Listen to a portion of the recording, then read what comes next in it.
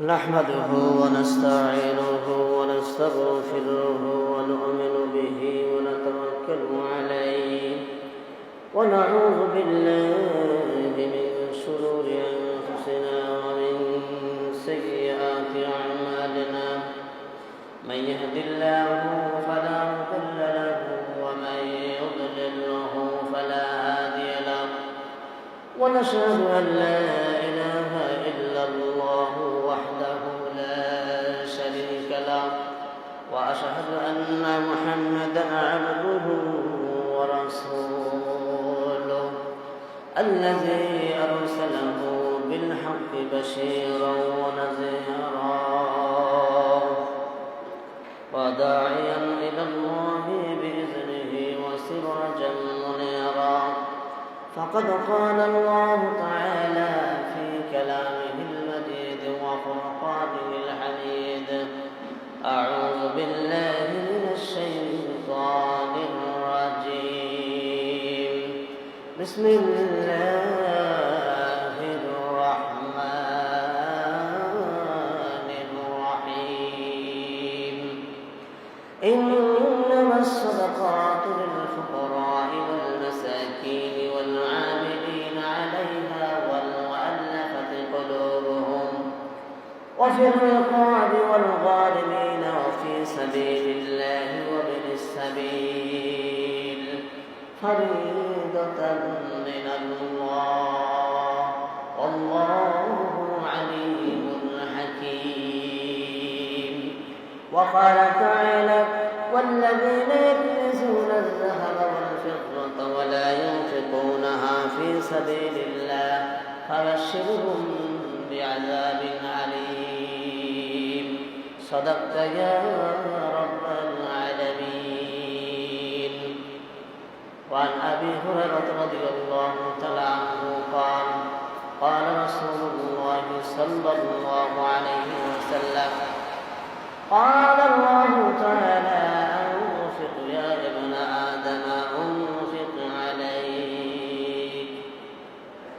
وعن أبي بكر الصديق رضي الله تعالى عنه قال قال رسول الله صلى الله عليه وسلم لا يدخل الجنة خب ولا بخيل ولا منان. وعن ابن عمر رضي الله تعالى عنه قال فرض رسول الله صلى الله عليه وسلم زكاة الفطر صاعا من تمر أو صاعا من شعير على العبد والحر والذكر والأنثى والصغير والكبير من المسلمين وأمر بها أن تؤدى قبل خروج الناس إلى الصلاة متفق عليه أو كما قال عليه الصلاة والسلام. ঐতিহ্যবাহী ইউনিয়ন পরিষদ জামে মসজিদের সকল ধর্মপ্রাণ মুসলমান ভাইদেরকে সশ্রদ্ধ সালাম আসসালামু আলাইকুম ওয়া রাহমাতুল্লাহি ওয়া বারাকাতুহু। সর্বপ্রথম সেই মহান মালিকের শুকরিয়া আদায় করছি যিনি আমাদেরকে রমাদান মাসের শেষ সপ্তাহে শেষ শুক্রবারে মহান মালিকের ঘরে আসার তৌফিক করে দিয়েছেন। সকলে বলি আলহামদুলিল্লাহ।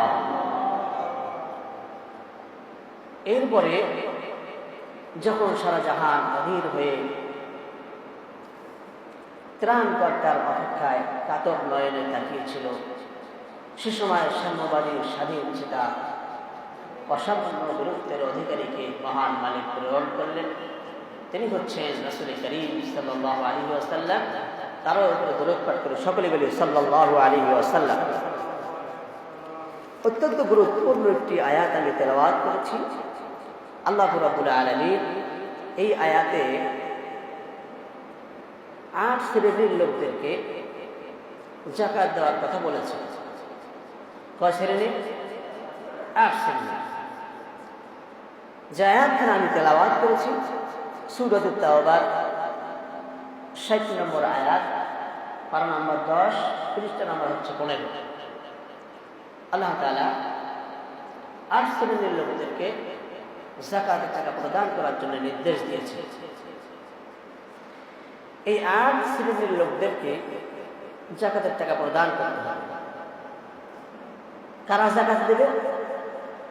যাদের নিসাব পরিমাণ মাল হয়েছে তাদের উপর যাকাত খরচ। এই যাকাত আল্লাহ তাআলা তখনই খরচ করে যখন 52.5 তোলা রৌপ্য অথবা 7.5 তোলা স্বর্ণ উপস্থিত হয়। 1 বছর যাবত এক স্থানে থাকে, যার কোনো খরচ হয় না, ওই মালের যাকাত হয়। ওই মালকেই নিসাব পরিমাণ মাল বলা হয়। আর এই নিসাব পরিমাণ মাল যখনই হবে মালদারদের, তখনই তাদের উপরে যাকাত খরচ হয়ে যাবে, আর তখনই তাদেরকে যাকাত প্রদান করতে হবে। এখন যারা যাকাত দিচ্ছে আর যারা যাকাত নিচ্ছে, দুইটাই অনিয়মভাবে চলছে, ঠিক কিনা? যিনি যাকাত দিচ্ছে উনি জানে না যে 8 শ্রেণীর লোকদেরকে যাকাত প্রদান করতে হবে। আর যিনি যাকাত দিচ্ছেন উনিও জানে না যে আমি যাকাতের অন্তর্ভুক্ত হলে আমার কি করণীয়। সুতরাং ভাইরা আমার, আল্লাহ রাব্বুল আলামিন যাদেরকে মাল দিয়েছে, সম্পদ দিয়েছে, তাদের উপরে যাকাত খরচ হয়েছে, ঠিক কিনা? যাকাত হচ্ছে ইসলামের একটি 5টি স্তম্ভের একটি স্তম্ভ। যাকাত, নামাজ, রোজা, হজ যেভাবে আমাদের উপর খরচ করেছে আল্লাহ তাআলা, তেমনি ভাবে যাকাতকেও খরচ করেছে।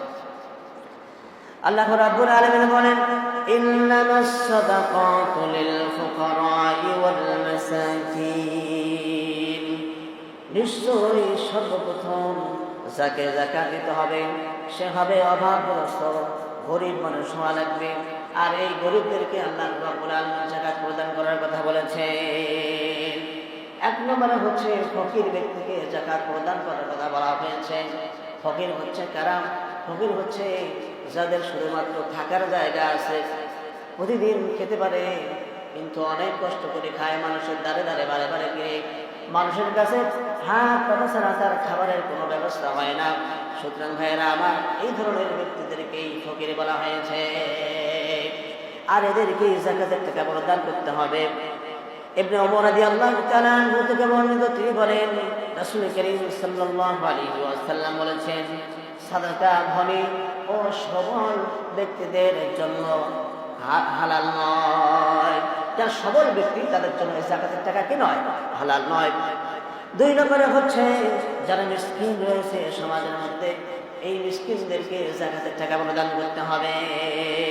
মিসকিনদের সম্বন্ধে আল্লাহ রাসূল সাল্লাল্লাহু আলাইহি ওয়াসাল্লাম বলেছেন, হযরত আবু হুরায়রা রাদিয়াল্লাহু তাআলা আনহু থেকে হাদিসে বর্ণিত, রাসূল করিম সাল্লাল্লাহু আলাইহি ওয়াসাল্লাম বলেছেন, ওই ব্যক্তি মিসকিন নয় যে লোকদের নিকট দাঁড়ে দাঁড়িয়ে বারে বারে গিয়ে হাত পাতে এবং তাকে 1 গিলাস অথবা 2 গিলাস খাদ্য দিয়ে দেওয়া হয়। লোকেরা রাসূল করিম সাল্লাল্লাহু আলাইহি ওয়াসাল্লামকে জিজ্ঞাসা করলেন, তাহলে মিসকিন কারা? রাসূল করিম সাল্লাল্লাহু আলাইহি ওয়াসাল্লাম উত্তরে বললেন, যার কাছে এমন কিছু নেই যার দ্বারা সে অমুখাপেক্ষী হতে পারে, যার এমন অবস্থা প্রকাশ পায় না যা দেখে মানুষ তার অবস্থা বুঝতে পারে, আর এই অবস্থা বুঝতে পেরে কিছু দান করে, এমন ব্যক্তি হচ্ছে সমাজের মধ্যে মিসকিন ব্যক্তি। আছে না সমাজে এরকম? চলতে পারে না, অনেক কষ্ট করে জীবন যাপন করে, আর এই লোকদেরকে মানুষ মনে করে খুব সচ্ছলভাবে জীবনযাপন করে, মানুষ মনে করে এই লোকগুলো খুব ভালোভাবে জীবনযাপন করে, তার চেহারা থেকে, তার শরীর থেকে, তার কাপড় থেকে মানুষ মনে করে এর যাকাত খাওয়ার কোনো অধিকার নেই, এটা মনে করে, ঠিক কিনা? অথচ ওই লোকটি মানুষের কাছে চাইতেও পারে না, মানুষের কাছে বলতেও পারে না, আর মানুষের কাছে হাতও পাততে পারে না। আল্লাহ রাসূল সাল্লাল্লাহু আলাইহি ওয়াসাল্লাম বললেন, ওই লোকদেরকে খুঁজে খুঁজে বের করে যাকাতের টাকা প্রদান করো, ওরাই হচ্ছে মিসকিন। কথা বুঝলেন না ভাইরা আমার? এটা হলো 2 নম্বর। 3 নম্বরে আল্লাহ রাব্বুল আলামিন বলছেন ওয়াল আমিলিনা আলাইহা, আমিলিন হচ্ছে যারা যাকাত আদায় করে, যারা যাকাত আদায় করে, যাকাত আদায় করে যারা সরকারে জমা দেয়, সরকারি ফান্ডে জমা দিয়ে দেয়। সরকারের যাকাত ফান্ড রয়েছে, এই যাকাত ফান্ডে যারা জমা দিয়ে দেয় তারা হচ্ছে আমিলিন। আল্লাহর ভাষায়, কার ভাষায়? আল্লাহর ভাষায়। আল্লাহ রাব্বুল আলামিন তাদেরকে আমিলিন বলেছেন। আর এই আমিলিনদেরকে যাকাতের টাকা প্রদান করতে হবে, এটা ফরজ। কি? এটা ফরজ। আল্লাহ রাব্বুল আলামিন ফরজ করেছেন। আমিলিন হচ্ছে তারা যারা যাকাতের টাকা মানুষের কাছে গিয়ে নোট করবে এবং তাদের কাছ থেকে উত্তোলন করবে, উত্তোলন করে যাকাত ফান্ডে তারা জমা দিয়ে দেবে, তাদেরকে যাকাতের টাকা প্রদান করতে হবে। এরপরে ভাইরা আমার, রাসূল করিম সাল্লাল্লাহু আলাইহি ওয়াসাল্লামের আত্মীয় স্বজনদের উপরে যাকাতের টাকা হারাম করা হয়েছে, তারা যাকাতের মাল খেতে পারবে না। এ সময় আব্দুল মুত্তালিব ইবনে রাবিয়া ইবনে হারিস ইবনে ফাজাল ইবনে আব্বাস রাদিয়াল্লাহু তাআলা আনহু রাসূলের কাছে আসলেন, এসে বললেন, আমাদেরকেও আপনি আমিলিন হিসাবে নিযুক্ত করুন, আমরা মানুষের কাছে টাকা উত্তোলন করবো, যাকাতের টাকা উত্তোলন করে আমরা কোষাগারে জমা দিয়ে দেবো। আল্লাহ রাসূল বললেন, রাসূল করিম সাল্লাল্লাহু আলাইহি ওয়াসাল্লামের বংশধরদের উপরে যাকাতের মাল হারাম করা হয়েছে। তারা তো যাকাত উত্তোলন করতে পারবে না, তারা যাকাতও খাইতে পারবে না, এই জন্য তাদেরকে আমিলিন বানা যাবে না। আল্লাহ রাসূল সাল্লাল্লাহু আলাইহি ওয়াসাল্লাম বললেন, এই আমিলিন যারা, তাদেরকে যাকাতের টাকা প্রদান করতে হবে। আর রাসূলের বংশধর যারা, তারা কখনো আমিলিন হতে পারবে না। এগুলো হচ্ছে ময়লা। এগুলো কি? ময়লা। যাকাত কি ভালো জিনিস নাকি? যাকাত হচ্ছে ময়লা। আপনার যে সম্পদ রয়েছে, এই সম্পদটি সুরক্ষিত রাখতে হলে, সম্পদটি ভালো রাখতে হলে, পরিষ্কার রাখতে হলে এই যাকাতের যে নিসাব পরিমাণ মাল হবে, আর এই নিসাব পরিমাণ মাল থেকে শতকরা আরেক হারে এখান থেকে বের করে দিতে হবে, এটাই হচ্ছে ময়লা। আসল মাল ঠিক রাখতে গেলে অবশ্যই যাকাত প্রদান করতে হবে। আর আসল মাল যদি আমরা ঠিক না রাখতে পারি, তাহলে আমাদের এই আসল মালগুলি যাকাতের মালের সঙ্গে যখন একত্রিত হয়ে থাকবে, আস্তে আস্তে করে সেটা নষ্ট হয়ে যাবে। ঠিক কিনা? নষ্ট হবে না? একটা ভালো আলুর সঙ্গে যদি একটা খারাপ আলু রেখে দেন, কয়েকদিন পরে দেখবেন ভালো আলুটি আস্তে আস্তে নষ্ট হয়ে যাবে। না হয় না? না হয়। ভালো একটি ফল, একটা আঙ্গুর ফল, বন্ধ একটি আঙ্গুর ফল আর একটি ভালো আঙ্গুর ফলের সঙ্গে যখন রাখবেন, দেখবেন 2 দিন পরে 3 দিন পরে এই বন্ধ আঙ্গুর ফলের সঙ্গে যে ভালো আঙ্গুর ফলটি রাখলেন, ওই ভালো আঙ্গুর ফলটি নষ্ট হয়ে যাবে। বিশ্বাস হচ্ছে না? আজকে বাড়িতে গিয়ে চেষ্টা করবেন। আল্লাহ রাব্বুল আলামিন 4 নম্বরে যাদেরকে যাকাতের টাকা প্রদান করার কথা বললেন, আল্লাহ রাব্বুল আলামিন বলেন, আল মুআল্লাফাতি কুলুবুহুম, মন রক্ষা করার জন্য যাকাতের টাকা প্রদান করতে হবে। ইসলাম কবুল করেছে, নতুন মানুষ ইসলাম কবুল করেছে, অনিসলামী লোক থেকে ইসলামের ভিতরে আসছে, বিধর্মী লোক ধর্মের ভিতরে এসেছে, তার মন রক্ষা করতে হবে, তাকে চলার ব্যবস্থা করে দিতে হবে। আর এই চলার ব্যবস্থা করতে হবে যাকাতের মাল দিয়ে। আল্লাহ রাসূল সাল্লাল্লাহু আলাইহি ওয়াসাল্লাম বলেন, উমাইয়াকে হুনাইনের যুদ্ধে প্রাপ্ত গনিমতের মাল দিয়ে দেওয়া হলো, অথচ সে সময়ও তিনি কুফরি অবস্থায় ছিলেন। কুফরি অবস্থায় থাকাকালীন আল্লাহ রাব্বুল আলামিন রাসূল করিম সাল্লাল্লাহু আলাইহি ওয়াসাল্লামকে নির্দেশ দিলেন, এবং রাসূল করিম সাল্লাল্লাহু আলাইহি ওয়াসাল্লাম যুদ্ধের গনিমতের যে মালগুলি আছে, সেই মালগুলি থেকে তাকে কিছু দান করে দিলেন। তিনি নিজেই বর্ণনা করেছেন, তার দান ও সুবিচার আমার অন্তরে সবচেয়ে বেশি তার প্রতি ভালোবাসা সৃষ্টি করেছিল। অথচ এর পূর্বে তিনি আমার নিকটে বেশি ঘৃণিত ব্যক্তি ছিলেন। এত ঘৃণিত ব্যক্তি ছিলেন যে সে কল্পনা করে শেষ করা যায় না। রাসূল করিম সাল্লাল্লাহু আলাইহি ওয়াসাল্লাম তাকে কেন দান করলেন? তার মন রক্ষা করার জন্য দান করলেন। পরবর্তীতে তিনি ইসলামের দিকে চলে আসে, ইসলামে দীক্ষিত হয়েছে। আল্লাহ রাব্বুল আলামিন এই জন্য বলেছেন আল মুআল্লাফাতি কুলুবুহুম, মানুষের অন্তরকে রক্ষা করার জন্য, মন রক্ষা করার জন্য এই যাকাতের মাল ব্যবহার করতে হবে। আবু সাঈদ রাদিয়াল্লাহু তাআলা থেকে বর্ণিত, তিনি বলেন একবার হযরত আলী রাদিয়াল্লাহু তাআলা ইয়ামিন থেকে কিছু কাঁচা শরমুখ পাঠিয়ে দিলেন। রাসূল করিম সাল্লাল্লাহু আলাইহি ওয়াসাল্লামের কাছে কিছু কাঁচা শরমুখ পাঠিয়ে দিলেন, তার সঙ্গে কিছু মাটি মিশ্রিত আছে। এই কাঁচা শরমগুলি রাসূল করিম সাল্লাল্লাহু আলাইহি ওয়াসাল্লাম 7 জন লোকের কাছে বিতরণ করে দিলেন। কয়জন লোক? 7 জন লোকের কাছে বিতরণ করলেন। একজন হচ্ছে আকরা ইবনে হাবিস রাদিয়াল্লাহু তাআলা আনহু, ওয়াইনা ইবনে বদর রাদিয়াল্লাহু তাআলা আনহু, আলকামা ইবনে বুলাসা রাদিয়াল্লাহু তাআলা আনহু, যায়েদ আল-খাইর রাদিয়াল্লাহু তাআলা আনহুর নিকটে তা পৌঁছিয়ে দিলেন। রাসূল করিম সাল্লাল্লাহু আলাইহি ওয়াসাল্লাম বলেন তাদের মন জয় করার জন্য আমি এটা করেছি। আর কি করেছি? তারা যেন, যারা বিধর্মী রয়েছে, যারা শত্রু রয়েছে, মুসলমানদের উপরে হামলা না চাপিয়ে দিতে পারে, মুসলমানদের উপরে যেন দুশ্মনী না করতে পারে, তাদের প্রতি তীক্ষ্ণ দৃষ্টি রাখার জন্য আল্লাহ রাসূল সাল্লাল্লাহু আলাইহি ওয়াসাল্লাম তাদের কাছে স্বর্ণ বলিদান করলেন। চিৎকার করে বলেন সুবহানাল্লাহ। সুতরাং ভাইরা আমার, আল্লাহ রাব্বুল আলামিন 5 নম্বরে যে নির্দেশ দিয়েছেন গোলাম আজাদ করার ব্যাপারে এই যাকাতের মাল ব্যবহার করতে হবে। গোলাম আজাদ করার ব্যাপারে, এখন তার গোলাম নাই, সে সময় ছিল। সুতরাং ভাইরা আমার, ইবনে আব্বাস রাদিয়াল্লাহু তাআলা আনহু বলেন, হাসান বসরি রাহমাতুল্লাহ আলাইহি থেকে বর্ণিত, তিনি বলেন যাকাতের টাকা দিয়ে গোলাম ক্রয় করে মুক্ত করে দেওয়াই বৈধ।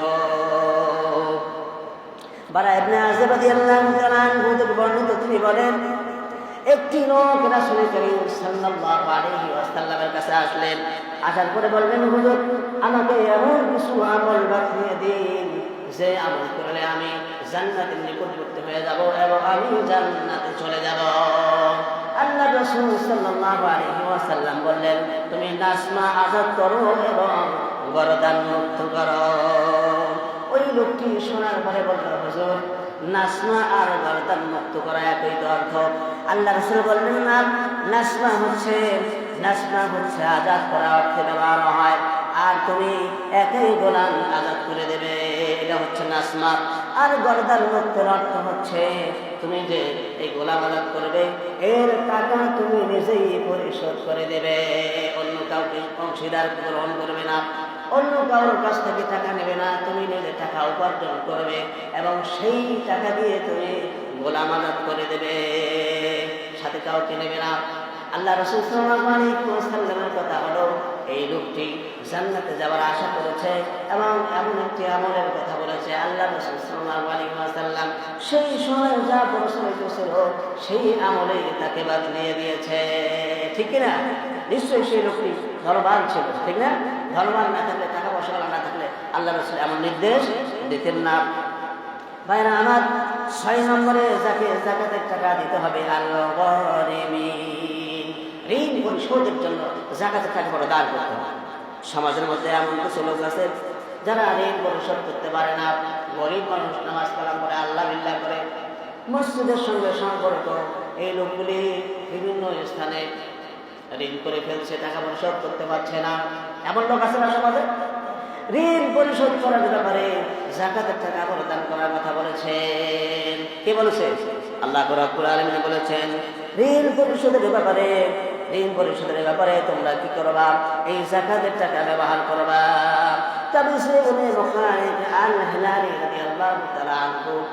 একজন লোকের জামিনদার হলেন, আর তিনি কি করলেন? জামিনদার হয়ে রাসূল করিম সাল্লাল্লাহু আলাইহি ওয়াসাল্লামের কাছে চলে গেলেন। আল্লাহ রাসূল সাল্লাল্লাহু আলাইহি ওয়াসাল্লামের কাছে গিয়ে বললেন, আমি একজন লোকের ঋণের ব্যাপারে জামিনদার হয়েছি, যতক্ষণ পর্যন্ত এই ঋণ আমি পরিশোধ করে না দিতে পারবো ততদিন পর্যন্ত আমি জামিনদার হিসেবে থাকবো। আল্লাহ রাসূলকে বলার পরে আল্লাহ রাসূল বললেন, আমার কাছে যখন যাকাতের কোনো মাল আসবে আমি তোমাকে সেই যাকাতের মাল থেকে কিছু দিয়ে দেব। সুবহানাল্লাহ বলবেন না? আল্লাহ রাসূল বললেন 3 ধরনের লোক ভিক্ষা করতে পারবে। কয় ধরন? 3 ধরনের লোক ভিক্ষা করতে পারবে। জামিন ব্যক্তি, যার জামানতের অর্থ পুরা না হওয়া পর্যন্ত তার জন্য ঝাঞ্জা করা যায়, অর্থাৎ ভিক্ষা করা যায়, এক নম্বর। দুই নম্বরে হলো ওই ব্যক্তি যার সম্পদ কোনো দৈব দুর্দশায় নষ্ট হয়ে গেছে, ওই লোকটি ভিক্ষা করতে পারবে যতক্ষণ পর্যন্ত তার সচ্ছলতা ফিরে না আসবে। বুঝলেন না? যতক্ষণ পর্যন্ত সচ্ছলতা ফিরে আসবে না ততক্ষণ পর্যন্ত সে ভিক্ষা করতে পারবে। আবার যখন সচ্ছলতা ফিরে আসবে আর তার ভিক্ষা করা যায় হবে না, তার উপরে হারাম হয়ে যাবে। তিন নম্বরে হলো ওই ব্যক্তি যাকে দরিদ্রতায় পেয়ে বসেছে এবং গ্রামের লোকেরা বলল এই লোকটি গরিব মানুষ, অসহায় মানুষ, এই লোকটি যতক্ষণ পর্যন্ত সচ্ছলতায় ফিরে আসবে না ততক্ষণ পর্যন্ত সে ভিক্ষা করতে পারবে। এই তিন ধরনের লোক ছাড়া আর কেউ ভিক্ষা করতে পারবে না, সকলের ওপর হারাম। সুতরাং ভাইয়েরা আমার, ইসলাম ক্ষমতায় আসলে রাষ্ট্রের নিকট যাকাত প্রদান করতে হবে। ইসলামী রাষ্ট্রের আয়ের উৎস হচ্ছে 14টি। কটি? ইসলামী রাষ্ট্রের আয়ের উৎস হচ্ছে 14টি, তার মধ্যে প্রথমটি হচ্ছে যাকাত। এই যাকাতের মাল দিয়ে আমাদের এলাকার যত গরিব মানুষ আছে, অসহায় মানুষ আছে, এই অসহায়দের কাছে যাকাতের মাল দিয়ে তাদেরকে সচ্ছলতায় নিয়ে আসতে হবে। 7 নম্বরে আল্লাহ রাব্বুল আলামিন বললেন, যারা মুজাহিদ, যারা গাজী রয়েছে, যারা আল্লাহ রাস্তায় জিহাদ করে, যারা আল্লাহ রাস্তায় সফর করে, আল্লাহর কাম করে, যারা, তাদের উপরে এই যাকাতের টাকা ব্যবহার করতে হবে, তাদেরকে এই যাকাতের টাকা দিতে হবে। যারা জিহাদের ময়দানে যাবে, জিহাদের ময়দানে যাওয়ার জন্য সরঞ্জাম যদি না থাকে, সরঞ্জাম কিনে দেওয়ার আপনার যাকাতের টাকা ব্যবহার করতে হবে। 8 নম্বরে ইবনু সাবিল, যারা মুসাফির রয়েছে, এক দেশ থেকে অন্য দেশে চলে গেছে, নিজের এলাকায় অনেক বড় লোক মানুষ, অনেক ধনবান ব্যক্তি, কিন্তু যখন সে মক্কাতুল মুকাররমা চলে গেছে, যাওয়ার সাথে সাথে তার পাসপোর্ট হারিয়ে গেছে, টাকা হারিয়ে গেছে, সব কিছু তার কাছ থেকে ছিনিয়ে নিয়েছে।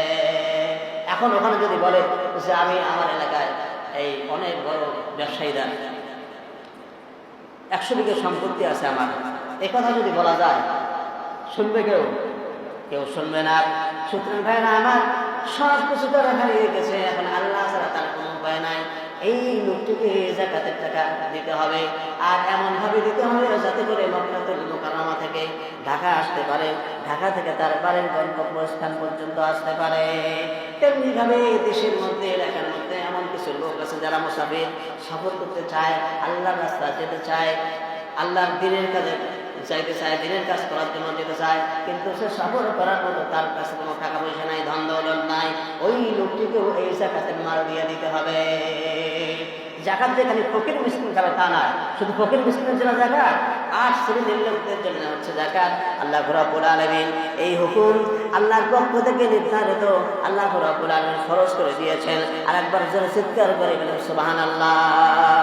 এগুলি হচ্ছে শরীয়তের হুকুম, আর এই হুকুমের ব্যাপারে অতিক্রমায় যারা এই হুকুম মানবে না, মাল সঞ্চয় করবে, তাদের ব্যাপারে আল্লাহ রাব্বুল আলামিন বলেন, ওয়াল্লাযীনা ইয়াকনিজুনা আয-যাহাবা ওয়াল-ফিদ্দাতা ওয়া লা ইউনফিকুনাহা ফী সাবিলিল্লাহ।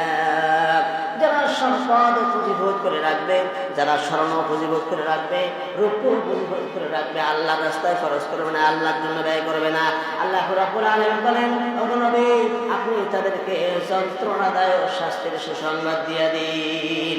যন্ত্রণাদায়ক শাস্তির সুসংবাদ হতে পারে? সুসংবাদ হতে পারে না। আল্লাহ রাব্বুল আলামিন এই জায়গায় তাচ্ছিল্য করেছেন, উপহাস করেছেন, ঠাট্টা করেছেন, তিরস্কার করে বলেছেন যে তাদেরকে আপনি জানিয়ে দিন, তাদেরকে সুসংবাদ দিয়ে দিন যন্ত্রণাদায়ক শাস্তির। সুতরাং ভাইয়েরা আমার, কাল কিয়ামতের ময়দানে এই সম্পদগুলি কি করা হবে? আল্লাহ রাব্বুল আলামিন বলেন, ইয়াওমা ইয়াহমা আলাইহা ফী নারি জাহান্নামা ফাতুওয়া বিহা জিবাহুহুম ওয়া জুনুবুহুম ওয়া যুহুরুহুম হাযা মা কানাসতুম লিআনফুসিকুম মা কুনতুম তাকনিজুন।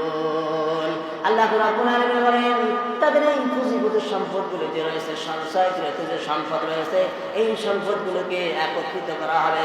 একত্রিত করার পরে জাহান্নামের আগুনের মধ্যে দিয়ে দেওয়া হবে, আর সেই জাহান্নামের আগুন সেগুলিকে পোড়া হবে। পোড়ার পরে সেগুলো একটি বলে পরিণত হয়ে যাবে, এরপরে একটি স্থিরে পরিণত হয়ে যাবে। আর এই সিল দিয়ে তাদের ললাটের মধ্যে স্যান্ড দেওয়া হবে, সিল মারা হবে, তার ঘাড়ের মধ্যে সিল মারা হবে, পৃষ্ঠ দেশে সিল মারা হবে। চিৎকার করে বলেন নাউজুবিল্লাহ। আর বলবে, আর এই সম্পদ বলবে আমি হচ্ছে তোমার সেই সম্পদ, আমি হচ্ছে সেই সঞ্চয়কৃত সম্পদ, যে সম্পদ তুমি দুনিয়ার জমিনে রেখেছিলা, তুমি দান করো নাই, খয়রাত করো নাই, তুমি যাকাত দাও নাই। এই যাকাত না দেওয়ার কারণে আমি আজকে তোমার এই সম্পদ তোমাকে কষ্ট দিচ্ছি, এখন তুমি এর স্বাদ গ্রহণ করো। ঠিক কিনা? সুতরাং ভাইরা আমার, এই কথা বলার উদ্দেশ্য হচ্ছে আল্লাহ রাব্বুল আলামিন আমাদের উপরে খরচ করে দিয়েছেন, যাকাতকে খরচ করে দিয়েছেন। আর এই যাকাতের টাকাগুলি, আর এই যাকাতের মালগুলি ওই লোকদেরকেই দান করতে হবে। আল্লাহ রাব্বুল আলামিন সেই ৮ শ্রেণীর লোকদেরকে দেওয়ার জন্য বলেছেন, এই ৮ শ্রেণীর লোকদেরকে যাকাত প্রদান করতে হবে। আল্লাহ রাব্বুল আলামিন আমাদেরকে কোরআনের হুকুম অনুযায়ী জীবনকে পরিচালনা করার তৌফিক দান করুন এবং রাসূল করিম সাল্লাল্লাহু আলাইহি ওয়াসাল্লামের সুন্নাহ মোতাবেক জীবনকে পরিচালনা করার তৌফিক দান করুন। সকলে বলি আল্লাহুম্মা আমিন। ওয়া আখিরু দাওয়ানা আলহামদুলিল্লাহি রাব্বিল আলামিন। যারা পরে আসছে কবল জুমা আদায় করতে পারবেন, কবল জুমা আদায় করতে